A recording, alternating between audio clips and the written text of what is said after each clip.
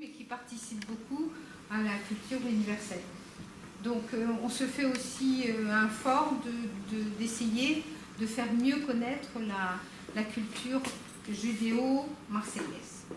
Donc, parce qu'on a une histoire longue et qu'on veut la faire découvrir. Alors je suis d'autant plus sensible à ce que vous soyez là, puisqu'on est dans la semaine de Charlie, on va dire. Oui. Et donc, on vous remercie d'être présent et d'avoir fait le... Et peut-être que ce sera un premier pas pour venir régulièrement, si vous n'habitez pas trop loin, quand il y a des activités, parce qu'il y a plein de choses qui risquent de vous intéresser, des pièces de théâtre.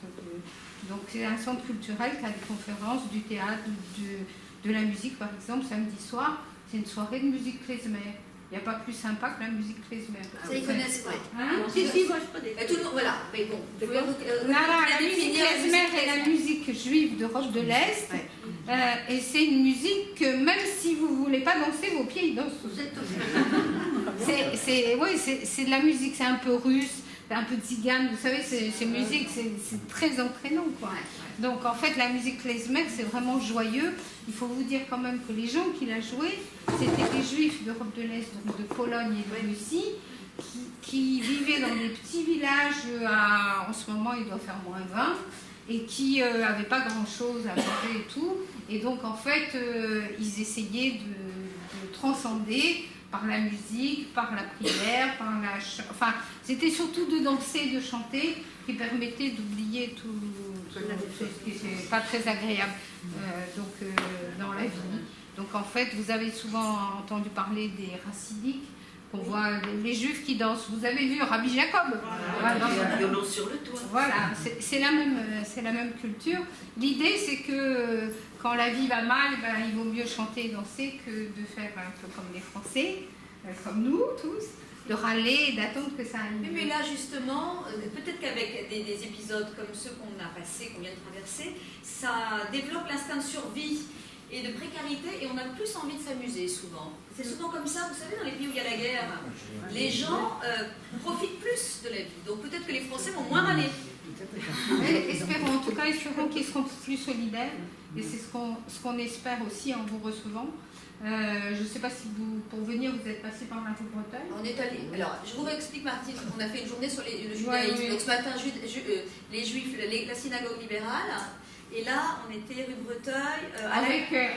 On est allé à la synagogue. C'est impressionnant quand même. On se demande qu'est-ce qu'on a fait. Et vous, il n'y a rien derrière. Non, c'est ce que je disais. Non, mais la culture, c'est pas comme la religion. Non, il y a quand même. Non, il y a des patrouilles de l'armée qui ne sont pas statiques, mais qui passent. Voilà. De toute façon, on ne peut pas tout protéger, ça ne sert à rien.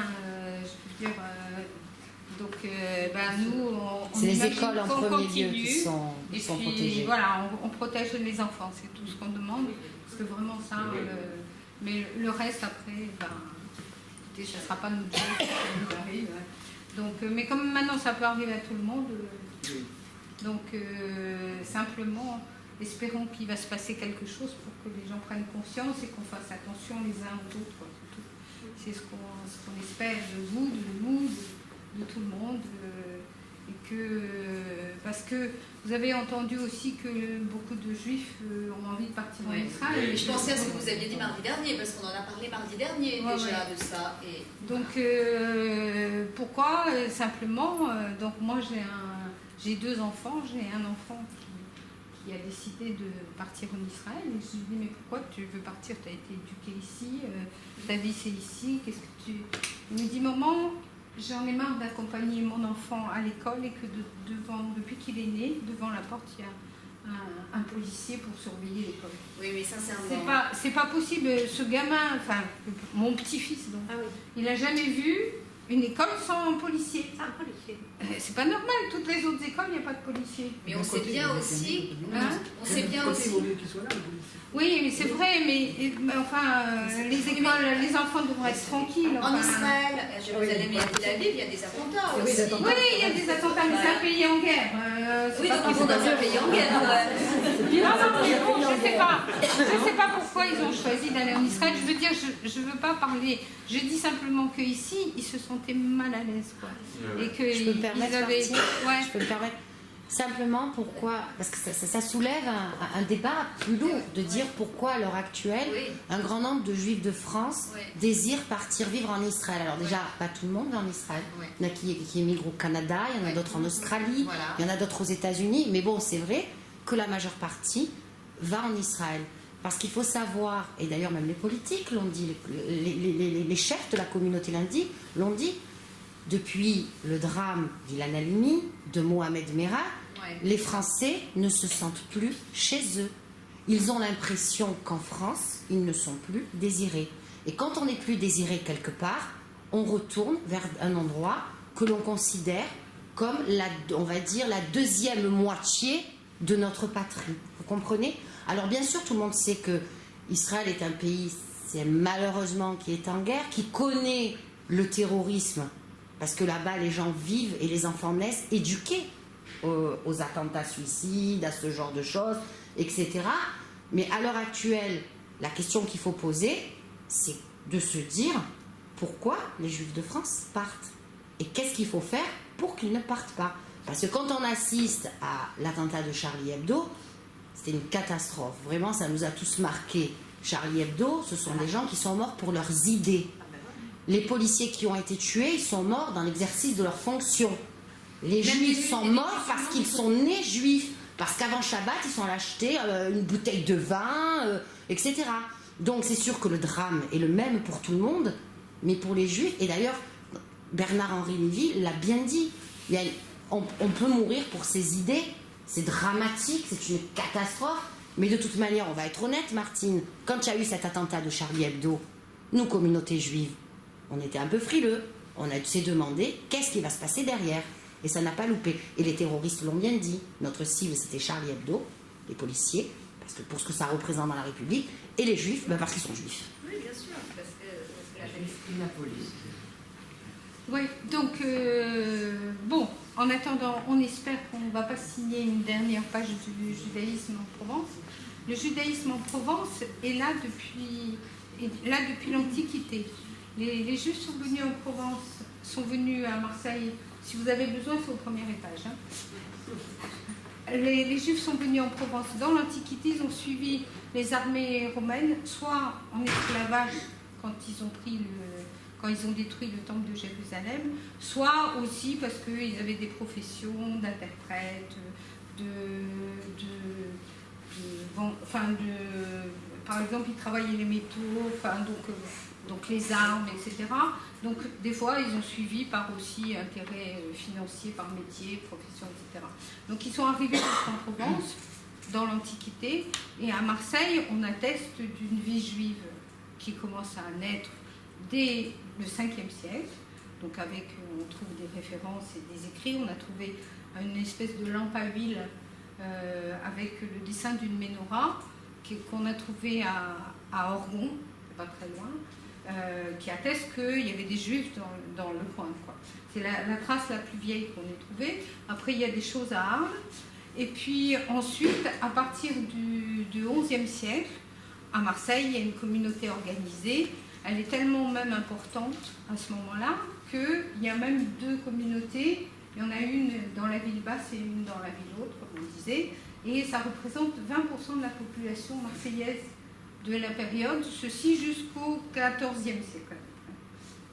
Ensuite, dans la foulée de l'Inquisition, donc 1492, vous savez, Isabelle la catholique qui met les Juifs à la porte ou sommet de se convertir,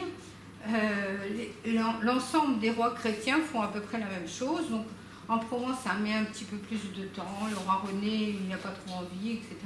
Donc, ça traîne un peu. Mais 1501, ça y est, c'est la date limite. Il n'y a plus un juif à Marseille. Parce que là, les juifs sont vraiment sommés de se convertir ou de partir. Donc, ils s'en vont, mais il y en a quelques-uns qui restent. Et il existe aux archives départementales un document assez exceptionnel qui présente la liste de ce qu'ils appellent les nouveaux chrétiens, c'est-à-dire des juifs qui ont décidé de rester, qui se sont convertis, donc ils s'appellent des nouveaux chrétiens, et qui changent de nom. Et donc il y a ce document, je crois que sur le document de mémoire, il y a 410 noms de personnes qui ont changé, mais en plus, pour changer de nom, pour devenir nouveau chrétien, il fallait payer une taxe. Et après, au fur et à mesure, d'ailleurs, vous continuez à payer pendant un grand nombre d'années une taxe de nouveau chrétien. Vous deveniez vieux chrétien au bout d'un paquet de temps. Donc, en tout cas, donc, entre 1501 et à peu près 1700, il n'y a plus de juifs à Marseille. Enfin, plus de juifs avec culture juive, synagogue, etc. Fini, terminé. À partir de 1700, il y a quand même beaucoup de va-et-vient entre l'Afrique du Nord et le Levant. Donc les pourtours de la Méditerranée les plus proches, il y a beaucoup de commerce et donc les Juifs vont et viennent. Toutefois, les Juifs ne sont pas complètement exclus de la Provence, puisque dans cette période, à partir de 1501, il y en a un qui s'est dit on ne va pas les mettre tous dehors parce que ça peut rapporter gros. Donc il a dit je vous accueille et c'est monsieur le pape.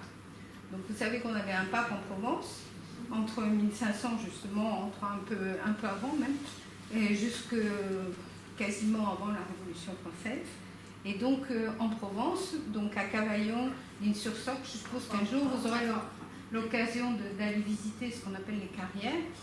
Donc les Juifs ont pu se maintenir sous la tutelle du pape, bien sûr en payant un écho suffisamment intéressant pour que le pape puisse vivre bien dans son palais papal d'Avignon. Ah. Mais en tout cas, ils ont réussi à vivre et le fait d'être en ghetto, puisque c'est-à-dire en ghetto, ça voulait dire qu'ils avaient 2 rues. Alors la première rue, elle est adossée à la cathédrale, à l'église, à tout ce que vous voulez, pour qu'on les surveille quand même. Et puis il y avait, dans l'église, il y avait une porte particulière, parce que si on arrivait à vous faire passer dans la porte, vous étiez converti. Des fois ça marchait, hein. Donc c'est la porte de la conversion, ils appellent ça des fois la porte des Juifs, Arles, ça s'appelle toujours comme ça. Ça existe, et même si vous regardez à Saint-Trophime, à Arles, si un jour vous allez vous balader, dans la porte, il y a un truc écrit en hébreu, comme ça, sur la voûte, et c'était la porte des convertis. Donc en fait, il suffisait de parler un peu avec, et puis le pousser, dès qu'il avait passé, il était foutu, il était cuit. D'accord ? Donc, outre ça, donc, il n'y avait que 2 rues. Alors, mais effectivement, de génération en génération, puisqu'ils sont restés quasiment 250 ans, la population grandissait.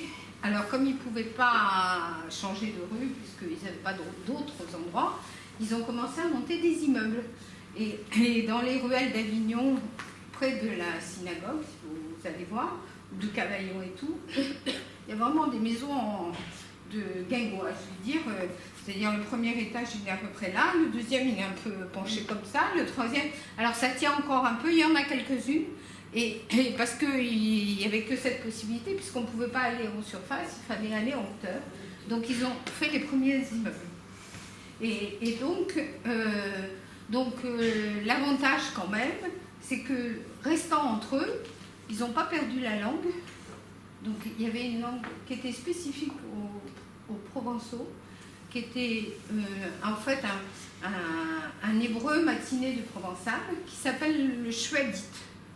C'est une langue particulière, qui était particulière à la Provence et qui était parlée, comme vous savez bien que tous les Provençaux parlaient le provençal, ils ne parlaient pas du tout le français à ce moment-là. Et donc les Juifs parlaient donc ce mélange d'hébreu et de provençal. Donc ils étaient installés là et en fait ils en sont sortis dès que la Révolution française a ouvert les portes de toutes les villes et a permis aux Juifs de devenir libres et égaux, etc. Donc ils sont revenus à cette période et donc la première chose qu'ils ont fait, c'est de revenir vers les grandes villes les plus proches, donc essentiellement Aix, à ce moment-là qui était une ville culturelle, une ville universitaire et tout, donc ils sont beaucoup revenus à Aix, et Marseille, qui était plus populaire, quoi, on va dire. Donc les grandes familles, les familles un peu plus huppées sont restées à Aix, et les familles plus populaires sont venues s'installer à Marseille. Et la communauté, on atteste à partir de 1750 la présence à nouveau d'une synagogue à Marseille. Petite synagogue, puis doucement, elle s'agrandit, d'autant que sans arrêt maintenant il y a des transitions entre l'Afrique du Nord, puisque puisque il y a beaucoup de gens qui vont s'installer et tout. Et donc, de plus en plus de gens viennent un peu à Marseille, un peu en Afrique du Nord, etc. Donc la communauté grandit et elle grandira à tel point que donc vous avez visité la grande synagogue à peu près 100 ans plus tard, donc 1863.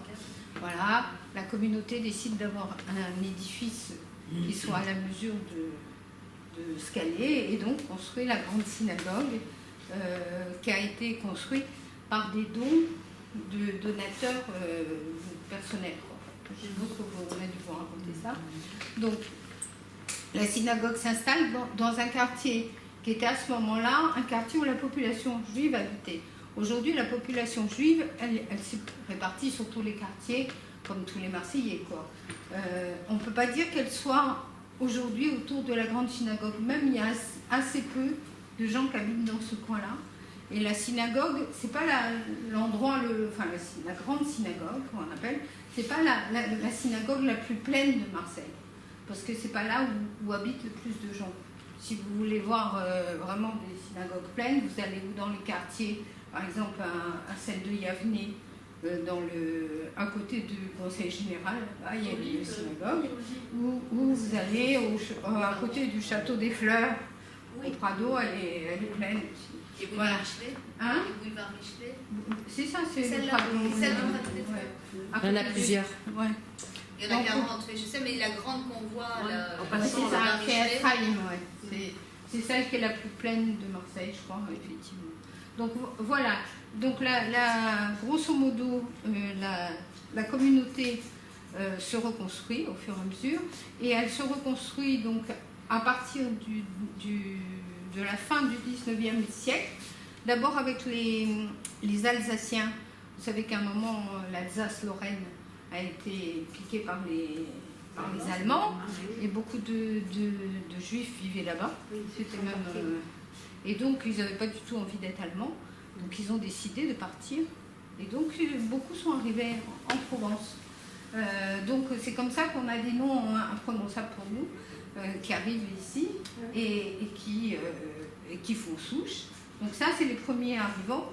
Ensuite, un petit peu plus tard, on aura les gens qui viennent de Pologne et de Russie, qui fuient les pogroms.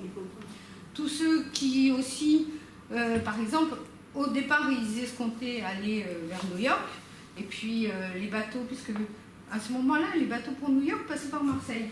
Ça paraît curieux, parce qu'on se dit c'est plutôt l'Atlantique, mais non. Il y avait une période où le commerce maritime de Marseille était si florissant que pour aller d'Anvers à New York, on passait par Marseille. Ça paraît curieux, mais c'est comme ça. Donc en fait, les gens descendaient sur le sud et puis finalement, ils se sont trouvés bien, ils ne sont pas partis. Et puis voilà. Donc on a quelques russo-polonais, on va dire, qui se sont de la fin du siècle jusqu'à peu près en 1910. Ensuite, on a l'arrivée des Judéo-Espagnols, qui sont dans la foulée, qui viennent en même temps que les Arméniens. C'est la même histoire. C'est-à-dire qu'ils sont malmenés, les Arméniens plus que les Juifs, je dois reconnaître, ils sont malmenés par les Turcs, qui décident qu'ils en ont marre qu'ils aient un statut particulier, et qui décident que non seulement ils doivent avoir un statut égal aux autres, si c'est pas pire, on va leur faire payer toutes les années où ils n'ont pas fait le service militaire, où ils ont eu des lois plus douces parce qu'ils avaient leurs propres tribunaux, etc., etc. Les Arméniens, je vous passe, tout le monde connaît. Ce qu'on appelait les milliers dans l'Empire ottoman, les milliers avec des communautés justement religieuses, les Arméniens, les Juifs, par exemple. Les Coptes, enfin il y avait plein de sous-petites communautés, mais qui avaient des droits qui leur ont permis d'ailleurs de pouvoir continuer à survivre après l'Inquisition et après avoir été expulsés par les Espagnols. Donc il y a beaucoup, tous ces gens-là, en fait, à l'origine étaient espagnols et ont fui l'Espagne et le Portugal et ont été dans ces pays ottomans. Ils ont gardé la langue. Ils ont gardé cette langue, ce judéo-espagnol. C'est pour ça qu'on les appelle les judéo-espagnols. Ils parlent vraiment, en plus c'est vraiment le catalan du Moyen-Âge, c'est-à-dire c'est la langue espagnole la plus pure qu'il puisse y avoir. Et souvent, on se réfère... Castillon, merci. J'étais en train de me dire que je disais... Vous avez raison.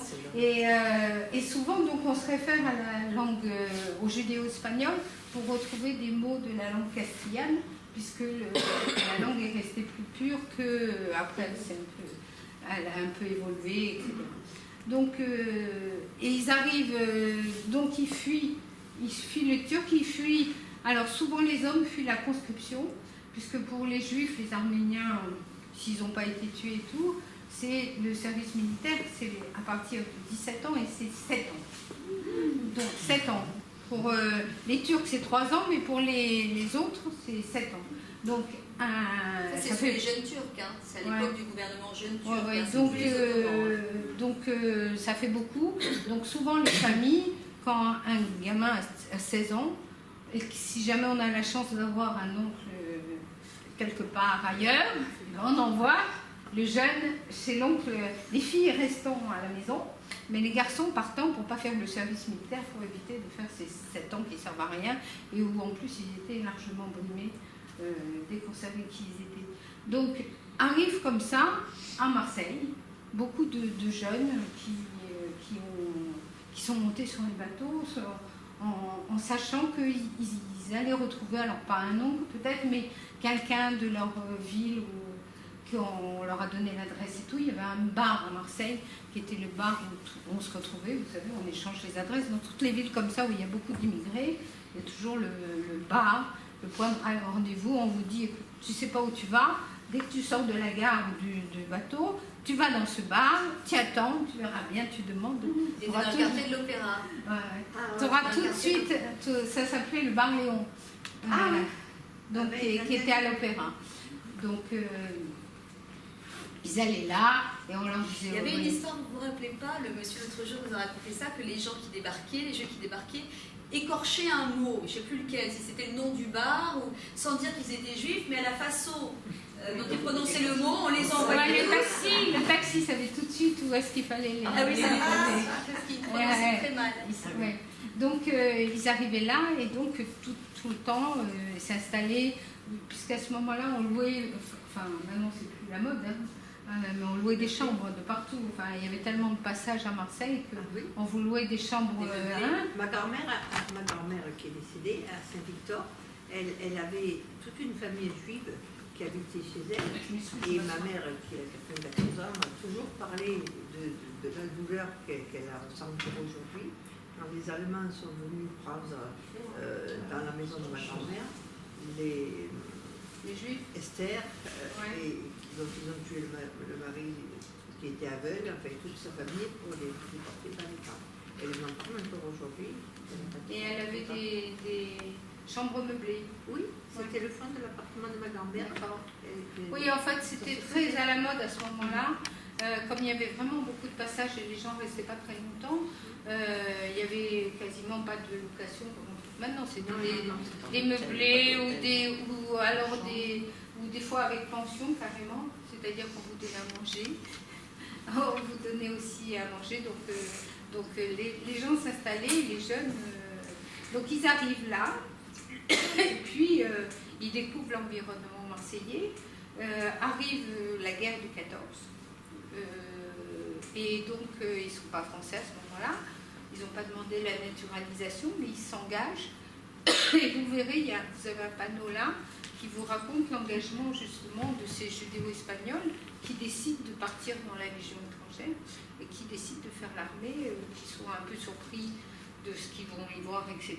Mais ils s'engagent parce que la France les a accueillis et c'est normal qu'on fasse l'armée, donc ils vont faire l'armée.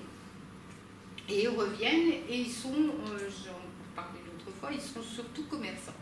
C'est-à-dire qu'ils ont l'âme du commerce dans le sang. Alors ils commencent en général par être ce qu'on appelait portefeuille ou colporteur, c'est-à-dire ils portent ce qu'ils ont à vendre sur leur dos.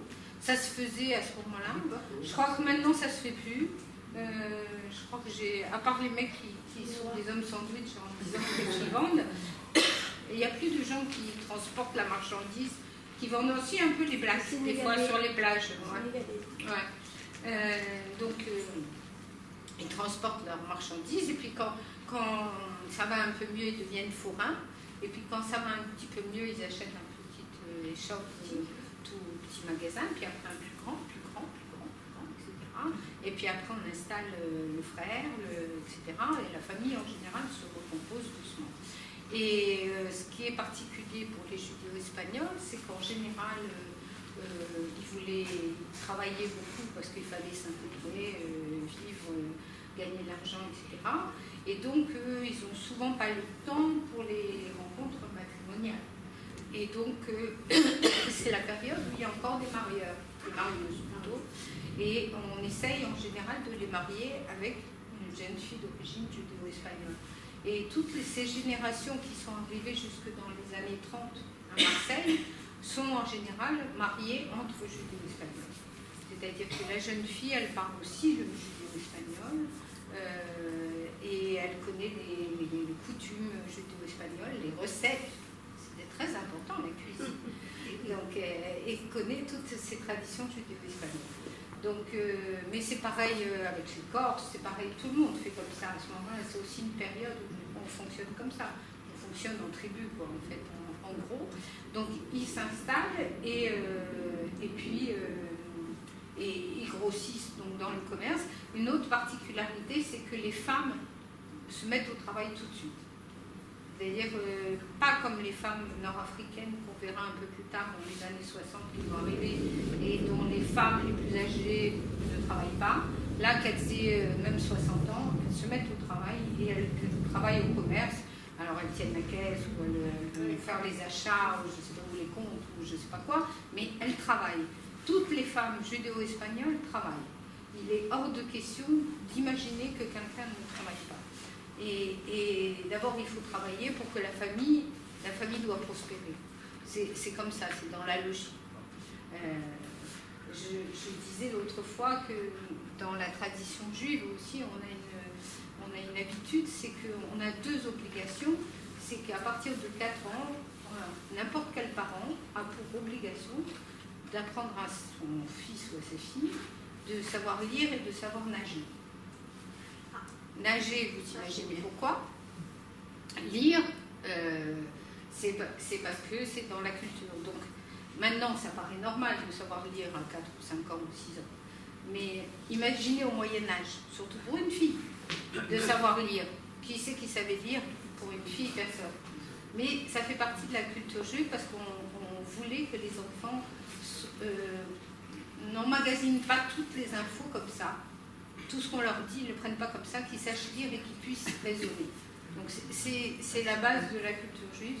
C'est pour ça que chaque fois, vous verrez dans les familles juives, en général, les parents essayent que leurs enfants fassent plus d'études que même. Ça arrive dans plein d'autres familles, hein, je veux dire, c'est pas le monopole des juifs, mais chez nous, c'est vraiment particulier. Quitte à se sacrifier, on se sacrifiera pour les études d'un enfant, pour qu'il progresse. Et on voit chaque génération, en général, il y a un diplôme au-dessus.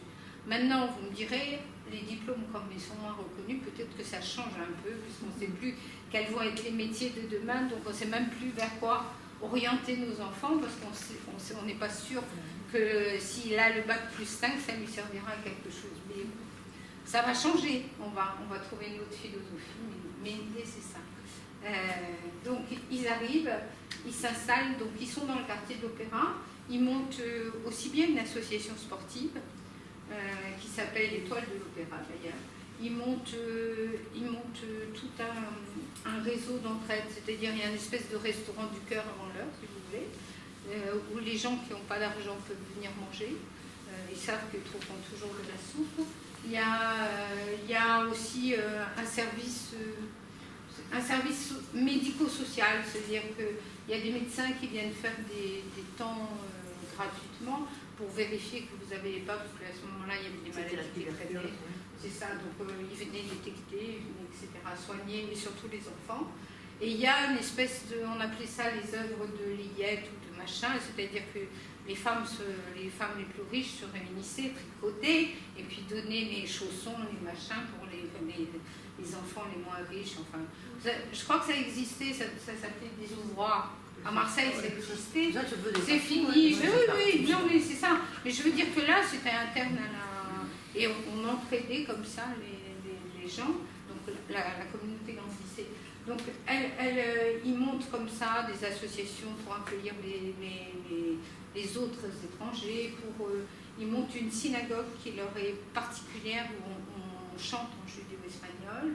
Ils montent une espèce d'école, enfin école primaire, où on garde comme ça la culture judéo-espagnole. Et puis voilà qu'arrive la guerre.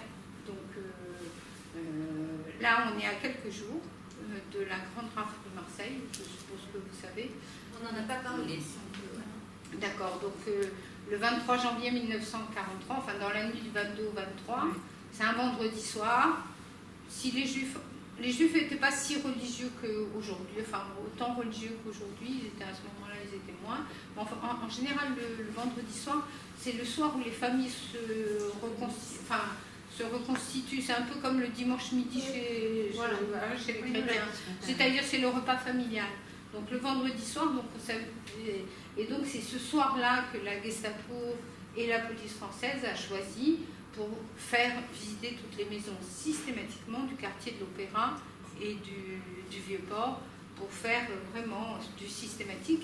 Il y a eu quasiment 7000 policiers qui ont été réquisitionnés, policiers plus Gestapo, mais beaucoup de policiers français réquisitionnés pour faire vraiment systématiquement, maison par maison, depuis le panier là-bas, depuis l'église Saint-Nicolas, systématiquement tout le tour, on va dire, à peu près au palais de justice. D'accord? Donc, systématiquement, immeuble par immeuble, ils montaient à tous les étages, ils tapaient, etc. Et donc, si on ouvrait, ils emmenaient les gens, ils faisaient habiller et ils les mettent dans des cars. Enfin, vous avez vu tous ces scènes, la Shoah, je veux dire, vous l'avez tous vu. Donc, il y a beaucoup de gens se sont déportés à partir de cette nuit-là.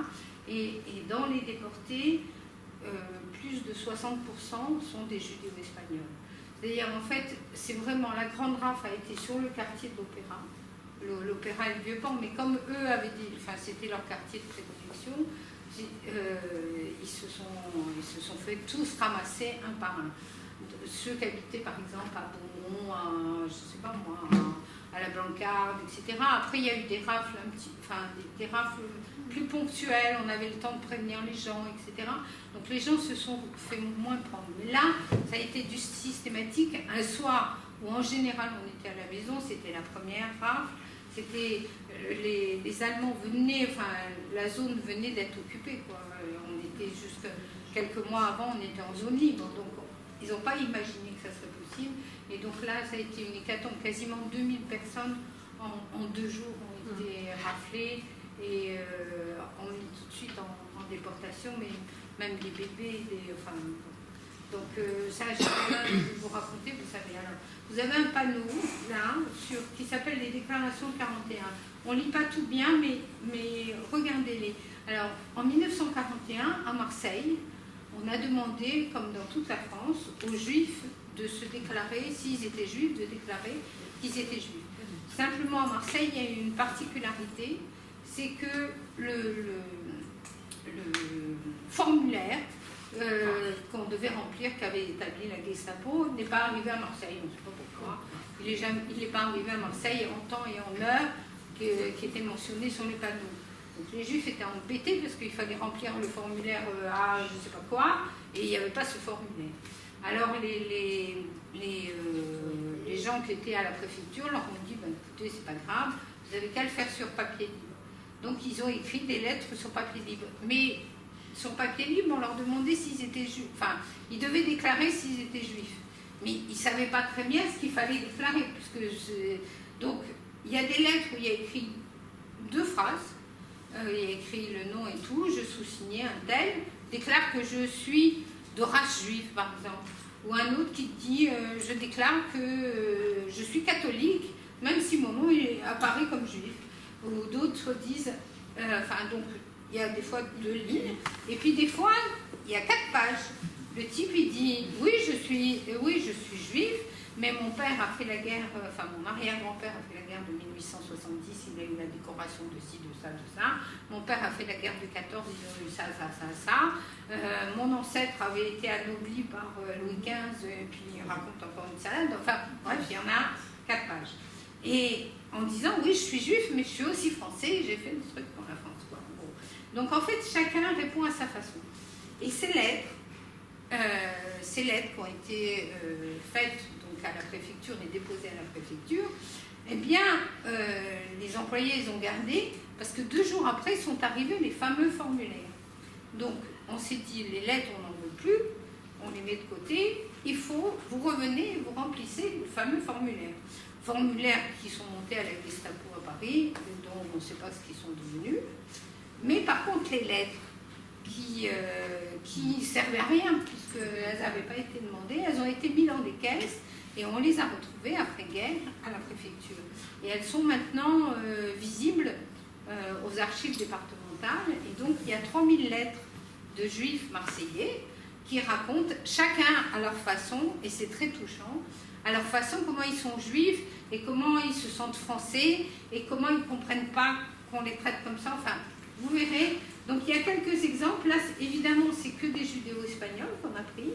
Mais c'est vraiment très touchant parce que chacun le dit avec ses mots. Vous verrez la jolie écriture qu'ils ont et le français en poulet très travaillé. Donc voilà, ça c'est juste une petite histoire sur 1941. Et ensuite, donc, on a choisi...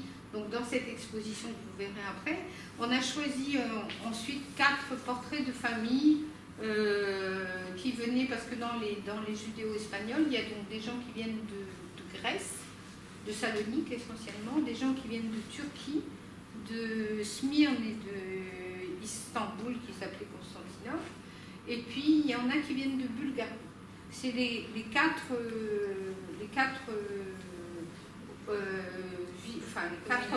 communautés qui étaient sous tutelle ottomane et qui ont été obligées et qui parlaient judéo-espagnol. Donc on retrouve ici, donc il y a 4 parcours avec les documents de famille, etc. Voilà, je vous ai un petit peu fait le tour de cette exposition. Pour terminer, je vous dirais que les judéo-espagnols sont arrivés à peu près entre 1905 et 1930 à peu près. Après 1930, vous imaginez bien que c'était un peu plus compliqué de venir en France. Et puis, c'était peut-être il valait mieux rester en Turquie ou en Grèce à ce moment-là. Donc, ensuite, le grand arrivage de Juifs, donc il y a eu la guerre qui a décimé une partie de la communauté, 20% à peu près de la communauté. Et donc, le grand arrivage ensuite a été les Juifs d'Afrique du Nord. Entre 58 et 64, grosso modo, et là c'était vraiment très important, d'autant que l'ensemble des gens qui venaient d'Afrique du Nord voulaient vraiment habiter Marseille. Marseille, pour eux, c'était Alger, Tunis, etc. Alors après, il y a eu plein de démarches des préfets de partout pour les envoyer, si possible en Bretagne, en Alsace, dans le Nord, enfin n'importe où, mais pas à Marseille, et de faire l'écrit à un moment, il dit ça suffit, j'en peux plus des gens. D'ailleurs, pas que les Juifs, hein, tous les gens qui venaient d'Afrique du Nord. Marseille, ça ressemblait à leur ville, quoi. Ils se sentaient chez eux, donc ils avaient envie de rester dans le sud. Alors un peu Nice, un peu Toulon, un peu Montpellier, donc on a réussi à les pousser sur les frontons des Toulon. Mais après, ils ne voulaient pas aller dans le nord, se geler à Nancy, voilà, c'était pas possible. Mais pourtant, il a fallu, donc on a commencé à muter tous les fonctionnaires direct dans le nord, et puis après, au fur et à mesure, les gens ont suivi, etc. Et Marseille, du coup, s'est un peu vidée, et au final, la communauté récente à Marseille, au lendemain des années 60, était de 100 000. Après, elle a tourné à 80 000. Aujourd'hui, on peut estimer la communauté juive de Marseille à 55 000 à peu près. 55 000 personnes qui habitent Marseille. Pas toute la Provence, c'est Marseille. Marseille. L'ensemble de la Provence, des villes de Provence. Alors, il y a un peu à Aix, pas beaucoup. Il y a un petit peu à Saint-Rémy-de-Provence. Il y a un petit peu à Arles. pas vraiment beaucoup. Et il y a un peu à Aubagne. À Aubagne, il y a une synagogue. Vous la connaissez, la synagogue d'Aubagne? Il y en a une à Istres aussi, une à Martigues, de souvenirs. Donc, grosso modo, Marseille, enfin, les Bouches-du-Rhône, pas plus que 80 000 juifs. Je dirais, c'est pas grave. Parce que vous savez combien représentent les juifs par rapport à la population française? Combien il y a de juifs en France? Ouais, combien de juifs en France? En France. Là, on a dit Marseille. Là. Combien ça représente? Regardez comme elle est bonne. Voilà. Combien ça représente? Ça représente 1% de la population française. C'est rien du tout. Et regardez les gens verts. C'est vraiment rien du tout. Et 1% de la population, alors je vous dis pas combien c'est par rapport à la population mondiale. C'est 0,01%. Et alors, pourtant, on n'arrête pas de parler de... Mais dans la lumière, toujours. C'est ça qui est incroyable aussi. Donc, des fois, on aura envie d'être tranquille. En plus, on a une religion qui n'est pas prosélyte. C'est-à-dire, on ne cherche pas du tout à convaincre de devenir juif. Donc, à la limite, plus ça va et moins on est. Sauf si on fait des enfants, quoi. Et comme il y a aussi beaucoup de mariages mixtes et tout, à la limite, enfin, je veux dire, on n'est pas beaucoup, quoi. Et on ne tient pas à l'être. Donc, pourquoi autant d'histoires autour des juifs? Ça, c'est un mystère qu'on ne comprend pas. Mais nous, comme ça, on a plein de choses à vous raconter sur la culture. Je pense que dans l'ensemble, les juifs ont réussi. Je sais pas si les situations, ils se sont adaptés, c'est quand même dans l'ensemble un peu le dessus du panier. Je ne sais pas si c'est le dessus du panier, mais comme on les pousse souvent. Ouais, ils sont très encadrés, solidaires, ils s'entraident beaucoup. Et ils savent aussi bien se développer. Hein, il y a des médecins, il y a des psychanalystes, des professions intéressantes, je pense, commerçants. Et ça s'est développé petit à petit, ça, vous voyez, cette capacité à aller vers le meilleur, ça a été, c'est dans la culture en fait. C'est très sérieux, mais ça doit créer. Il y avait aussi des petites communautés, il y avait des tanneurs, des petits métiers, il y avait aussi des juifs pauvres. Hein, c'est un peuple, ce sont des gens qui travaillent. Voilà, c'est très sérieux. Ils sont sérieux, ils travaillent. C'est pour ça qu'ils réussissent à sortir, même si... Mais je vous ai dit, on veut que nos enfants soient mieux que nous. Donc, je peux raconter une anecdote qui m'est arrivée l'autre jour à Istanbul. À Istanbul, j'étais pour la fin de l'année avec un groupe. J'ai vu la scène, hein, avec une guide locale. On a vu, il y avait une famille juive. Et le père, dans le marché aux épices, a dit à ses 3 petits-enfants qui avaient 6 ans, 10 ans, 14 ans, « Tenez, je vous donne à chacun un billet de 20 €. Vous allez tout seul dans le bazar et vous essayez de négocier au maximum pour obtenir ce que vous voulez. » C'est-à-dire que l'éducation, elle se fait au plus jeune âge. Les 2 grands reviennent, super contents, ils avaient réussi à obtenir, en négociant comme il fallait, l'objet qu'ils voulaient, et le petit était en larmes. Il était en larmes parce qu'il n'a pas réussi vraiment à négocier. Et il avait 4 ans ou 6 ans, donc il se sentait en situation d'échec, et il a fallu que son père le rassure, voilà. Mais c'était marrant de voir la scène.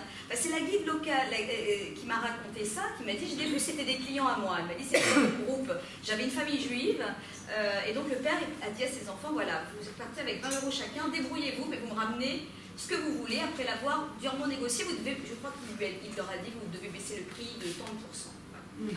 Et donc, c'était vraiment la culture par l'expérience. Non, mais c'est. Là-bas, il faut faire ça, de toute façon. De toute façon, il faut faire ça. c'est dans la culture. Mais vous savez, c'est aussi dans la culture de ce qu'on appelait les Levantins, parce qu'on dit les Juifs. Les Levantins, c'était tous les gens qui faisaient du commerce, justement, dans l'Empire ottoman, et qui avaient l'habitude de sillonner les routes entre l'Afrique du Nord, le Proche-Orient et Marseille. Voilà. Donc on pouvait être arménien. Non, c'est un terme du 19e. Attention, c'est pas le Levantin en 1000 ans avant Jésus-Christ. Quand on dit Levantin au 19e et au 20e siècle, c'est les gens de l'Empire ottoman qui font du commerce. C'est jamais des Grecs, dans les échelles du Levant. de Istanbul, en passant par Smyrne, Salonique, Beyrouth, Damas. Ce sont les échelles du Levant. Donc ce sont des commerçants qui sont dans ces villes et qui sont en contact finalement les uns avec les autres. Ce sont des Juifs, ce sont des Grecs, ce sont des Arméniens, ce sont différentes nationalités, et qui savent, qui ont l'habitude du commerce, qui ont l'habitude des affaires. Donc il n'y avait pas effectivement que les Juifs qui faisaient des affaires, les Arméniens aussi, les Grecs aussi étaient en affaires. Mais voilà, ces Levantins étaient les gens du commerce.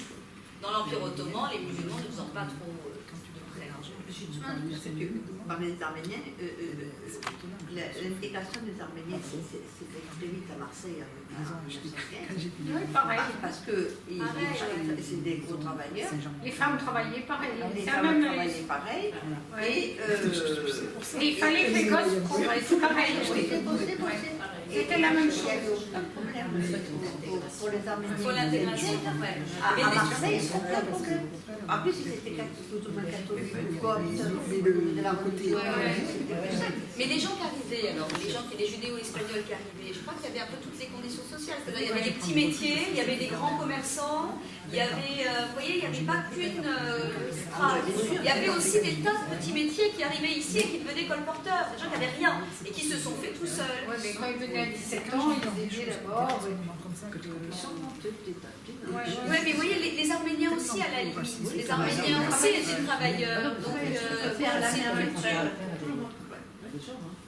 Je me souviens une fois, il y avait, je travaillais à l'unité des vêtements de sport pour le travail dans un endroit où c'était normal. Dans la cour, l'intérieur magasin, tout le monde travaillait et il y avait une grand-mère qui liait les boutons, je me rappelle de ça. Pour que les enfants ce soit normal. Est-ce que vous avez des questions à poser sinon?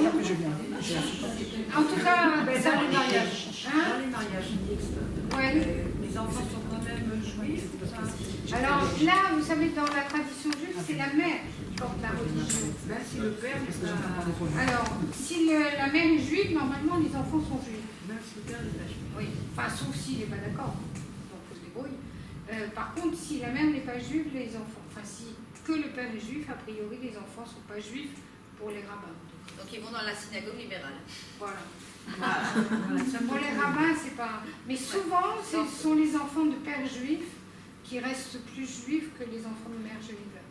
Parce que d'abord, ils ont un nom qu'il faut porter, et donc qui, pour les autres, les signale comme juifs, même s'ils ne le sont pas. Mais qu'est-ce qui les rejette? Hein? Qui les rejette? C'est eux qui se sont rejetés pour ça? Non, mais une femme qui a décidé d'épouser un chrétien ou un musulman, je ne sais pas quoi, et qui a décidé, donc décidé de laisser sa religion, ses enfants, si elle décide de l'abandonner pour faire un mariage mixte, ces enfants, ils sauront rien, quoi. Tandis que souvent, quand ils peuvent pas être considérés comme juifs s'ils ont envie après. Si, ils peuvent l'être. Oui, eux, ils peuvent rester juifs. C'est leur choix. C'est leur choix. Mais pour un père, comme déjà, le gosse a déjà un nom juif. Donc, il est perçu par les autres comme quelqu'un de juif.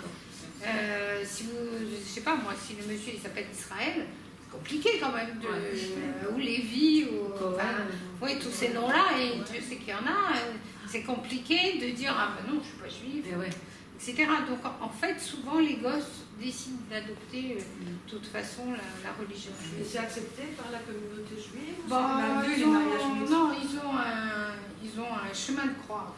Ils doivent se convertir. Encore aujourd'hui. Et c'est pour ça qu'ils sont plus proches après de la religion, parce qu'ils passent par la conversion. Le grand rabbin de Marseille. Non, parce que si vous voulez être juif, religieusement parlant, mais ce qui définit la loi, la conversion religieuse, mais qui s'applique maintenant, il y a des formules où en 6 mois, vous êtes quand parti une en mère est Israël, juive, que son dans lequel se marie, etc., l'enfant est juif. Même s'il est juif que de moitié par sa mère. si Mais à c'est une Marseille, fille ils veulent qu'elle a, qu'elle se remarie, même avec un non-juif, les enfants seront encore juifs. Tant que ça se transmet par la mère. tradition juive, Tant que c'est la mère, même si l'enfant a le quart de sang juif, si c'est la mère qui lui a transmis, il est juif. On est juif, mais on te demande Le pas père, de non. voir, Parce qu'on dit, on sait pourquoi, on sait qu'il est la mère, mais on ne sait pas qui est le père. Alors maintenant, les enfants, ici de la République, Si vous allez en Israël, c'est ça, vous avez vous pouvez tout ce que vous voulez. communauté. Regardez Lucie G, il disait qu'il était juif et catholique. Ah oui, non, c'est Ouais. Donc, mais en fait, quand vous êtes juif, une fois que vous êtes juif, en fait, on vous demande pas de croire en Dieu ou en tout. De toute façon, c'est une histoire entre vous et lui. Donc, vous faites pas, c'est votre histoire.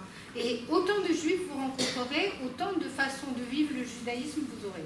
C'est-à-dire chacun, en fait, a sa perception de la chose. C'est incroyable. C'est pour ça qu'il y a beaucoup de groupes qui disent libéraux, massortis, machin, orthodoxes, Lubavitch, etc. C'est simplement qu'ils ont une perception différente donc du judaïsme. Mais en vrai, on ne vous demande pas d'être croyant ou pas. On s'en fout. C'est votre histoire. C'est votre truc personnel. Parce que de toute façon, c'est une histoire perso. Vous avec donc, jamais on vous demandera est-ce que vous êtes croyant. Ouais, c'est pas ça qui fait le juif. C'est ça, ouais. C'est pas ça qui fait Non, pas ça qui fait le juif. Dans la tradition juive, ce qui fait le juif, c'est la transmission. C'est-à-dire de transmettre l'histoire qu'on a eue avant, les déboires qu'on a vécus. C'est-à-dire aujourd'hui, quand vous rencontrez des petits-enfants qui ont eu des parents déportés, ils portent la Shoah comme si ça allait se reproduire sans arrêt. C'est-à-dire c'est dans leur trip. Dès qu'il se passe un événement antisémite, c'est pour ça que c'est dur à vivre et que vous avez du mal, vous, à l'intégrer.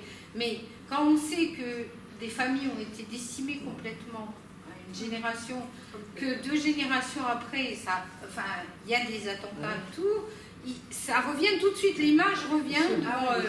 Donc c'est pour ça que c'est vrai que c'est pas facile à souligner pour les autres, mais on vit toujours avec cette inquiétude. Il ne faudrait pas les aider à tourner la page et essayer de voir plus l'avenir. Mais non, mais Non, mais plus l'avenir que le passé. C'est pas. Ou vous décidez de tuer les juifs et vous laissez passer de côté. Non, mais c'est pour les aider que je dis ça. Non, mais vous savez, il y a eu Dans des des tripes. milliers de choses qui étaient faites au moment après la guerre, parce qu'il y avait, vous savez, il y a eu plein d'enfants qui ont été déposés dans des orphelinats, chez des œuvres caritatives, Bonnes Sœurs ou autres, et qu'on a récupéré. Il y a eu pendant 2 ans tout un travail pour récupérer les enfants, qu'on appelait les enfants cachés, qui étaient disséminés partout, puisque les parents ne revenaient pas et ne les récupéraient pas. Donc on essayait de savoir partout où il y avait des enfants, pour pouvoir, parce qu'après, quand on les a laissés à une famille, savoir comment elle l'élève. Si elle a pris l'enfant, il avait 2 ans, et que déjà la guerre a duré 3 ans, quoi, déjà à 5 ans, au bout à 5 ans, qu'est-ce qu'il sait de ses parents, de sa vie, de son histoire? Il ne sait rien. Donc les gens de la communauté qui sont les rescapés, qui sont revenus, se sont fait un devoir de récupérer ces enfants et de les remettre dans le judaïsme, puisqu'ils, de toute façon, ils n'y connaissaient rien, hein, on est d'accord. Parce que leurs parents étaient morts au nom de ça. Mais peut-être que les enfants, comme Lucie G, je vous le disais tout à l'heure, les enfants, lui, il a été élevé dans une famille chrétienne, et après, il a décidé de rester chrétien, tout en disant, je reste juif en même temps. Je ne sais pas comment il a combiné le truc, mais il s'en est jamais caché. Mais voilà, donc il y a plein d'histoires comme ça. Après. Mais si le juif n'est pas une religion, on peut le comprendre.